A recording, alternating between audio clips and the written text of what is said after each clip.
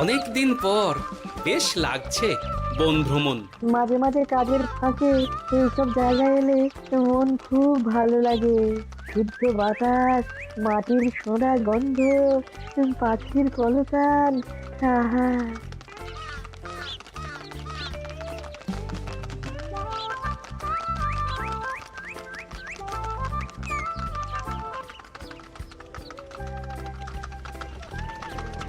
মহারাজের রথ থামছে। আমরা এইখানে বসে আজ রাজকার্য পরিচালনা করব। মন্ত্রী, তুমি ঝটপট এখানে বসার বন্দোবস্ত করে দাও। আমি এক্ষুনি ব্যবস্থা করে দিচ্ছি মহারাজ। এই এখানেই আমাদের বসার জন্য ছাউনি করে দাও। এক্ষুনি করে দিচ্ছি মন্ত্রী মশাই। এরা বসার জায়গাটা করে দিক, ততক্ষণ আমরা একটু হেঁটে আসি।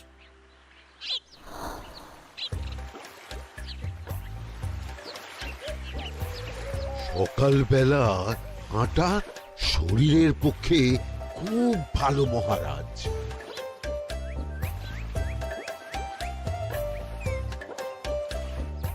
আগেকার দিনে রাজা মহারাজরা এই সব বনে মৃগয়া করতে আসতেন। মৃগয়া একদম ভালো নয় মন্ত্রী। তুমি জঙ্গলে আসছো অন্য প্রাণীদের মারতে। কেন মারবে? ওরা তো তোমার কোনো ক্ষতি করেনি। না, তা করেনি, কিন্তু তখন ওটা রাজা মহারাজাদের খেলা ছিল। শুনেছি আপনার প্রপিতামহ খুব ভালো বাঘ শিকার করতেন, অনেক বাঘ মেরেছেন। মন্ত্রী, তুমি একটা কথা হয়তো জানো না। আমার প্রপিতামহ শিকার করতেন, কিন্তু কোনো স্বাভাবিক জানোয়ারকে নয়। যে বাঘ মানুষ খেকো হয়ে প্রজাদের ক্ষতি করত, আমার প্রপিতামহ সেই সমস্ত বাঘদেরই মারতেন। এছাড়া উনি বন্য প্রাণী সংরক্ষণ করতে বড়ই ভালোবাসতেন।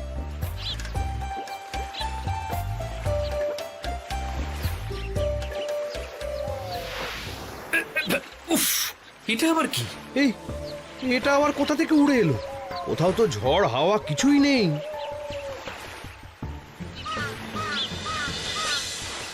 একটা ধাঁধা মহারাজ, এই কাগজে লেখা। ধাঁধা পড়ো দেখি। জোয়ার ভাটা প্রভুর খেলা, ভাটা হবে হলে বেলা।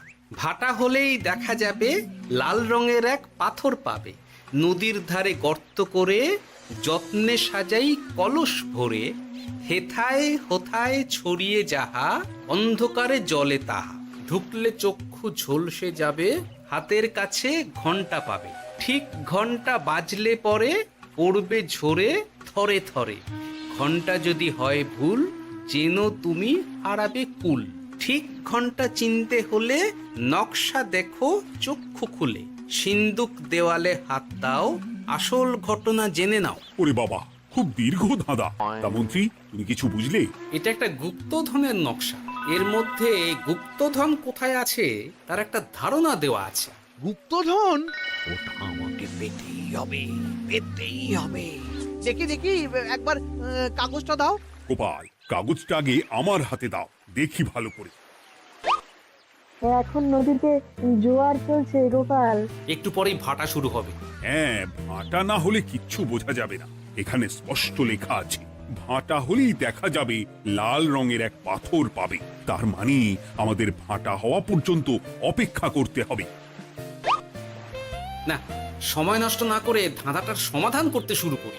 ভাটা হলে একটা লাল রঙের পাথর দেখা যাবে, এই পর্যন্ত পরিষ্কার আছে। বুঝতে হবে ওর পর থেকে। পড়ো গোপাল, চলো আমরা সবাই বুদ্ধি লাগাই। নদীর ধারে গর্ত করে যত্নে সাজাই কলস ভরে। এটার অর্থ, ধাঁধাটা মাথায় বসিয়ে নিয়েছি, এবার কে কি বলবে সেটা শুনতে হবে। চলো গোপাল, আমরা ধাঁধা যেমন যেমন বলেছি তেমন তেমন ভাবেই চলি। চলুন মহারাজ, এখন আমাদের দেখতে হবে লাল পাথর। কোথায় আছে লাল পাথর? চলো চলো সবাই, চোখ কান খুলে আমরা নদীর পাড় ধরে হাঁটি। আমি একটু তফাতে হাঁটি। গুপ্তধন আমাকে একা পেতে হবে। ভাটা হলেই দেখা যাবে লাল রঙের এক পাথর পাবে। আমাকে চোখ কান খোলা রাখতে হবে। লাল পাথর, নদীর চড়ায় লাল পাথর দেখতে হবে। লাল পাথর, লাল পাথর। ওটা কি? তো এই তো লাল পাথর, লাল পাথর। ওরা অনেকটা এগিয়ে গেছে, ওদের আমার দিকে নজর নেই। এই সুযোগ, এই সুযোগ, একা একা গুপ্তধন নিয়ে পালাবো। আহ, এ, এ।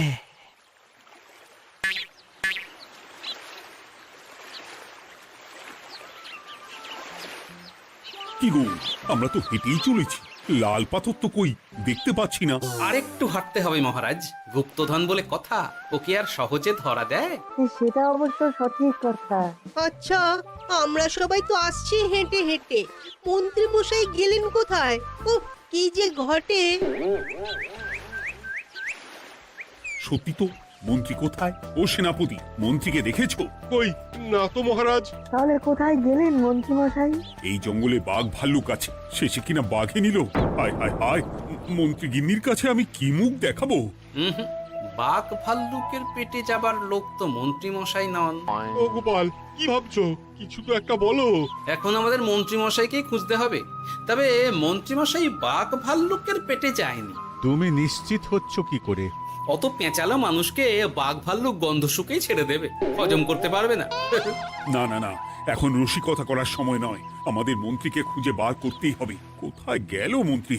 চলো চলো, গুপ্তধন মাথায় থাক, চলো মন্ত্রীকে খুঁজি। আহ, মন্ত্রী কোথায় গেল কে জানে। একবার পুরো ধাঁধাটা ঝালিয়ে নি।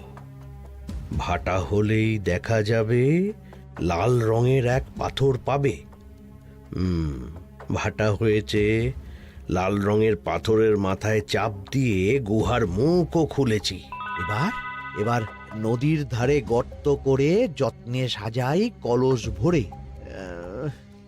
এটাই তো ঠিক বুঝতে পারছি না।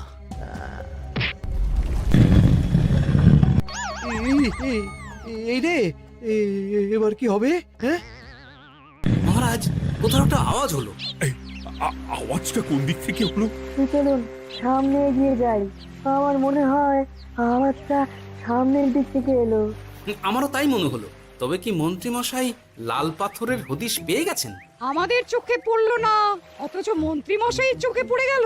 আসলে আমরা কথা বলতে বলতে গেছি, তাই নজরে পড়েনি। মন্ত্রী মশাই একা একা আমাদের পেছন পেছন আসছিলেন। উনি ইচ্ছে করেই আমাদের পেছনে পেছনে আসছিলেন। নিজে একা গুপ্তধন নিয়ে যেতে চেয়েছিলেন, এখন কোথায় আছেন কে জানে।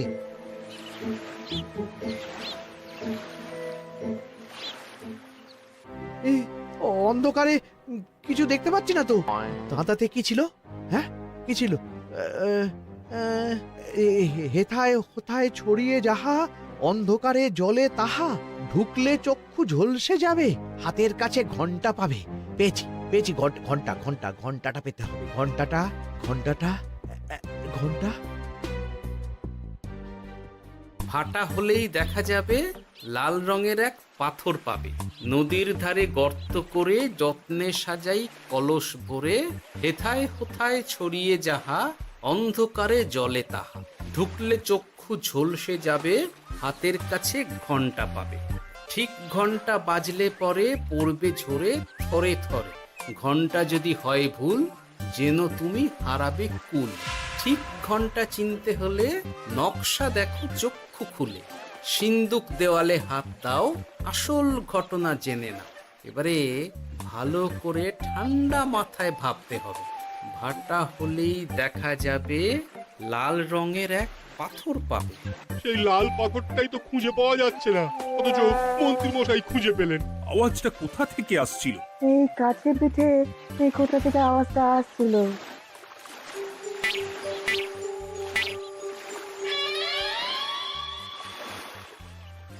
এই তো,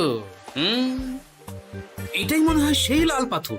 একটু নাড়িয়ে চাড়িয়ে দেখি তো কিছু হয় কিনা।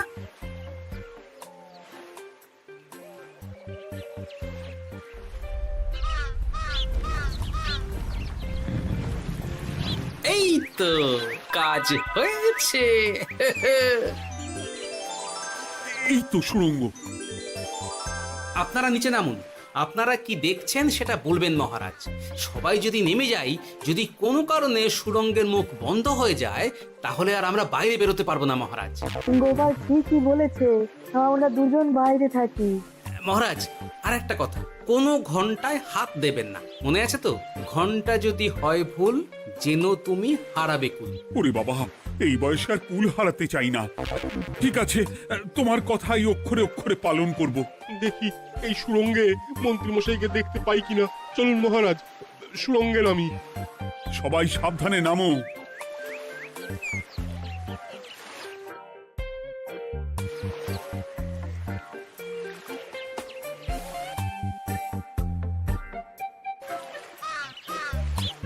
মহারাজ, ওখানে কি কি দেখতে পাচ্ছেন? ওখানে কি মন্ত্রী মশাই আছেন? না গোপাল, মন্ত্রীকে এখনো দেখতে পাইনি। শুধু আমি এখানে অজস্র পাথর দেখতে পাচ্ছি।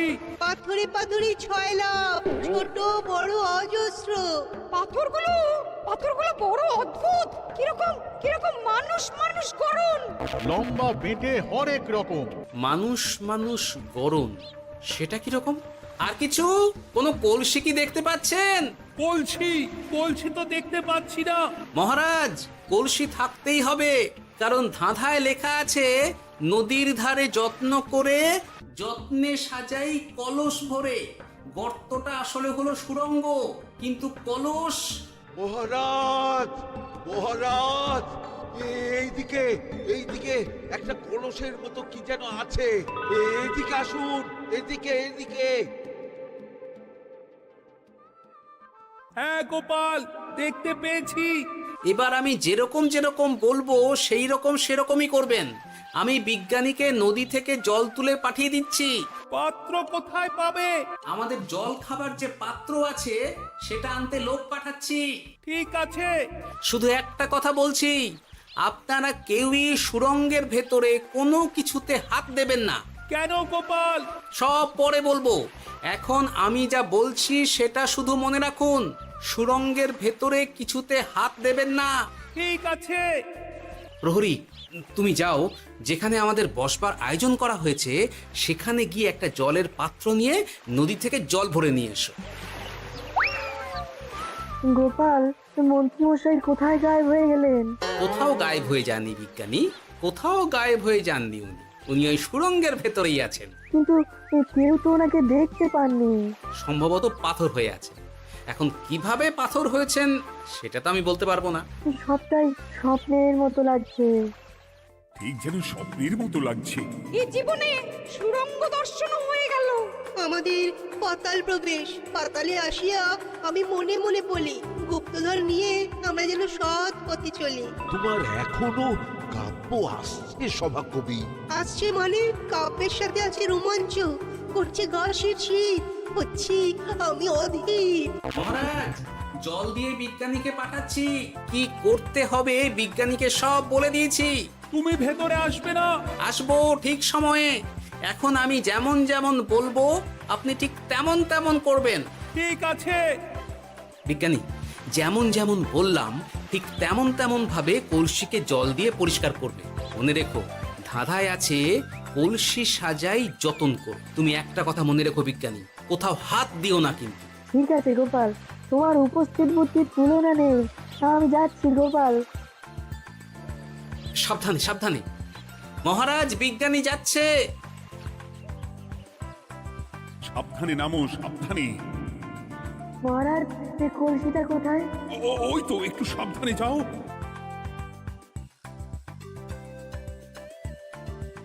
বিজ্ঞানী, কলসির দেখা পেয়েছো? পেয়েছি পেয়েছি পেয়েছি। এবারে কলসিটাকে ভালো করে জল দিয়ে ধুয়ে দাও। কলসির আলোয় সুড়ঙ্গ আলোকিত গোপাল। এরপর কি? ভালো করে দেখুন মহারাজ, কোথাও ঘন্টা দেখতে পাচ্ছেন কিনা। ঘন্টা? একটা তো নয়, সার সার ঘন্টা, অনেকগুলো ঘন্টা। সাবধান, ঘন্টায় হাত দেবেন না, শুধু দেখুন।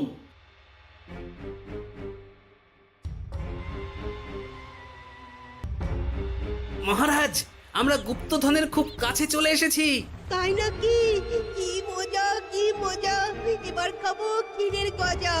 আহ, সভাকবি চুপ করো। এখনো আমরা গুপ্তধন পাইনি। বাবার মুখে দাঁড়িয়ে সবগুলো তারা আঁকা। বিজ্ঞানী, কোন ঘন্টায় চাঁদের নকশা করা আছে কি?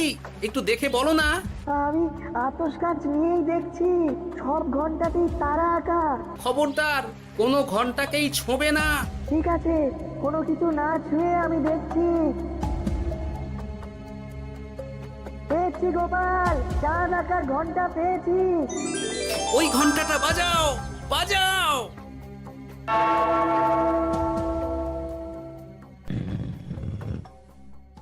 গুপ্তধন পেয়েছেন মহারাজ? বাঁচাও, বাঁচাও, বাঁচাও। বাঁচান মহারাজ, বাঁচান বিজ্ঞানী, মহারাজ, মন্ত্রীর গলা পাচ্ছ না?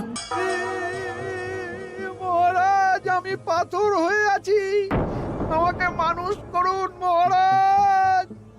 তুমি তো মানুষই ছিলে, হঠাৎ করে পাথর হলি কেন? মহারাজ, গুপ্তধন পেয়েছেন? পেয়েছি, তার সাথে মন্ত্রীকেও পেয়েছি। মন্ত্রী এইখানে কোথাও পাথর হয়ে দাঁড়িয়ে আছে। দাঁড়ান মহারাজ, এবার আসছি। সাবধানে এসো। আমি ভেতরে যাচ্ছি, বুঝলে? যদি কোনো কারণে দেখো পাথরটা গুহার মুখটা আটকে দিয়েছে, অমনি তোমাদের কাজ হলো পাথরটাকে ছুঁয়ে ফেলা, বুঝলে? ঠিক আছে গোপাল দাদা। আমার মনে হয় বিপদ আর কিছু ঘটবে না, তবুও সাবধানের তো মান নেই। ঠিক আছে, তুমি নিশ্চিন্তে ভেতরে যাও। বাঁচাও, আমাদের বাঁচাও, আমাদের সবাইকে মানুষ করুন। আমাকে মানুষ করুন মহারাজ। আপনাকে তো মানুষ করা হবে মন্ত্রী মশাই। আগে বলুন, আপনি পাথর হলেন কি করে? ও, মনে পড়েছে, ধারার শেষ লাইন, সিন্দুক দেওয়ালে হাত দাও, আসল খবর জেনে না। সত্যি গোপাল, তুমি না থাকলে এই এত কিছু আমাদের সবার কাছে অজানাই থেকে যেত।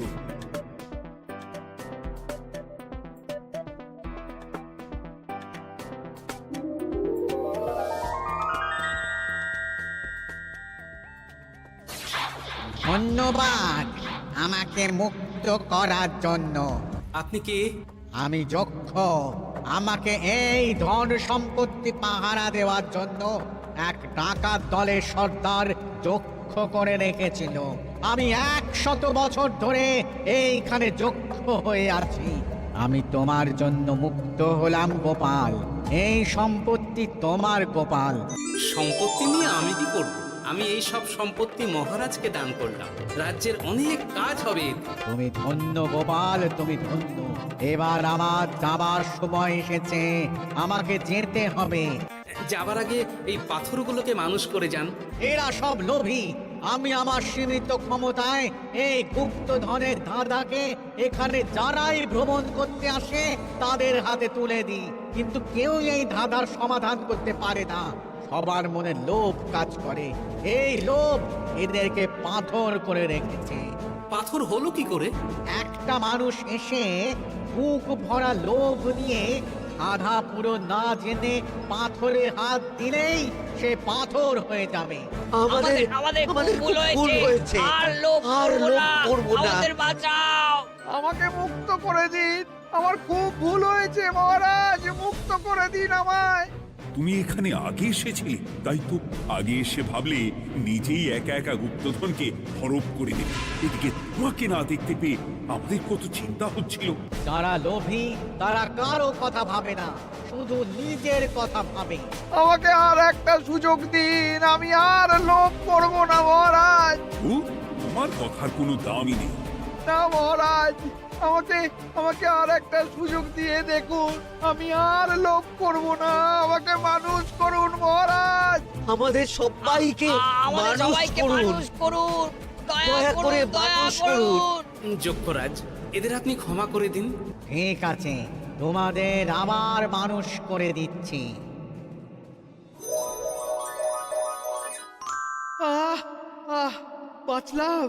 বাঁচলাম। এই রকম বারবার বাঁচা যাবে না, কিন্তু এবার সাপ ব্যাং যাই হবে না কেন ওইভাবেই থাকতে হবে, এই আমি বলে দিলাম। এবার আমার মুক্তি। মুক্তি নেবার আগে আরেকটা প্রশ্ন, যে ডাকাত সর্দার তার সম্পত্তিকে রাখার জন্য আপনাকে যক্ষ বানিয়েছিল, এই সম্পত্তি তো তাদের, আমরা তো নিতে পারি না। লোভ বড় খারাপ গোপাল। অতিরিক্ত লোভ মানুষকে পশু করে দেয়। ওই ডাকাত দল এই সম্পত্তির জন্য সবাই কাটাকাটি করে মরে গেছে, কেউ আর বেঁচে নেই। সুতরাং এই সম্পত্তিতে তোমার অধিকার আছে, এই সম্পত্তি তুমি গ্রহণ করো। নিলাম আমি, কিন্তু এই সম্পত্তি মহারাজকে আমি দান করলাম। ডাকাত দল জনগণের সম্পদকে লুটেই তো সম্পত্তি বানিয়েছে, তাই আমি জনগণের কাজে লাগবার জন্যই এই সম্পত্তি মহারাজকে দিলাম। সাধু সাধু গোপাল, তোমার জয় হোক। এবার তাহলে আমি যাই, তোমরা সবাই সুখে থেকো আর ভালো থেকো। গোপাল, তোমার তুলনা হয় না। তোমার ঋণ আমি কোনোদিন শোধ করতে পারবো না। তুমি কৃষ্ণনগরের জন্য যা করলে তা ইতিহাসে লেখা থাকবে। না মহারাজ, আমি এমন কিছু করিনি, এই কাজ সবাই করবে। জয় গোপালের জয়।